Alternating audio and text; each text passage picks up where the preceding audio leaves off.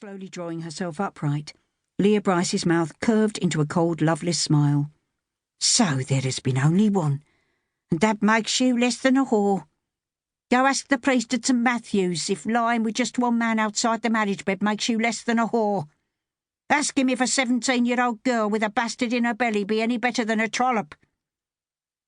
"Yes, I am pregnant," Miriam said with quiet dignity, "and I do not defend what we have done. We both know it to be wrong, but the child I carry will not be born a bastard. We're going to be married just as soon as the banns can be called." "We?" Leah's thin lips tightened. "You say we? Just who is the man can't wait for his pleasure but takes it afore placing a ring upon your finger?" "You know him well enough. We have loved each other since being children. We always intended to marry. His name is Saul Marsh." Across the table, Leah Bryce's eyes glittered above that cold smile, giving her narrow face the look of a fox with a fresh kill. Marsh! His mother was a widow the same as herself, and she too had only the money her son earned to keep her from the workhouse. Now he was about to bring home a wife, and soon a child. 2 more mouths to feed and probably 1 more each year. Inside Leah the smile widened. Perhaps the workhouse would soon be called upon to take in more than one old woman. "Then Marsh knows about his love child. You've told him?" She caught the look behind her daughter's eyes, one that told her all she wanted to know. He had not yet heard of the child. I shall tell him this evening, when his shift at the mine is finished." "Then tell him this and all," snapped Leah.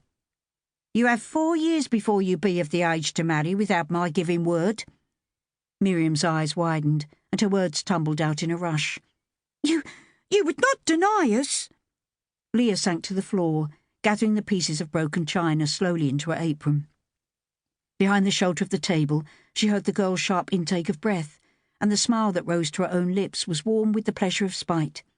She wanted nothing more than to have the child she loathed taken from beneath her roof. Nothing more except the satisfaction of seeing her suffer. The girl could marry, but only after her father's dues had been paid. The pieces collected, Leah rose to her feet, malice burnishing her dull brown eyes to the colour of beaten copper.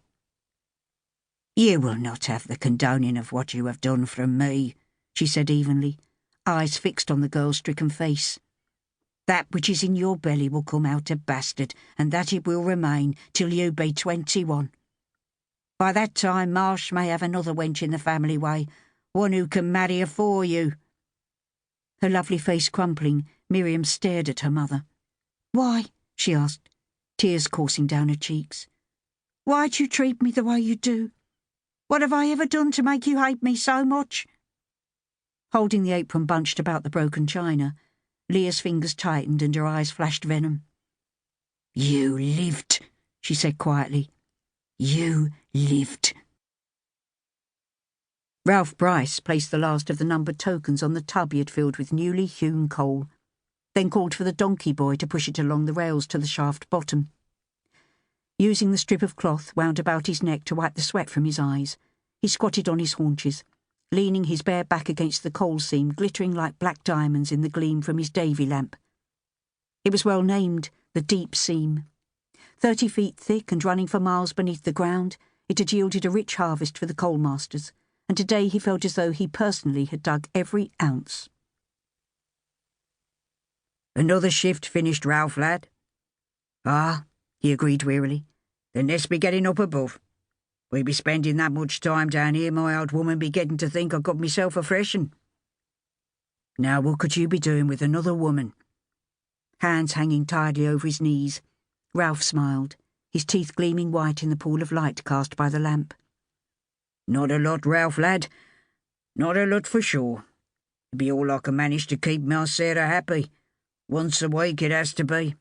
But I tells her that more than that sends you blind." Chuckling low in his throat, the other man gathered up the pick he had laid aside on the ground, and bent almost double against the tunnel that was less than half his height, began to shuffle his way back towards the shaft. Pushing himself up from his haunches, the shovel with which he had loaded coal into the tub grasped firmly by its wooden shaft. Ralph followed, his head almost on his chest to avoid striking the jagged outcrops of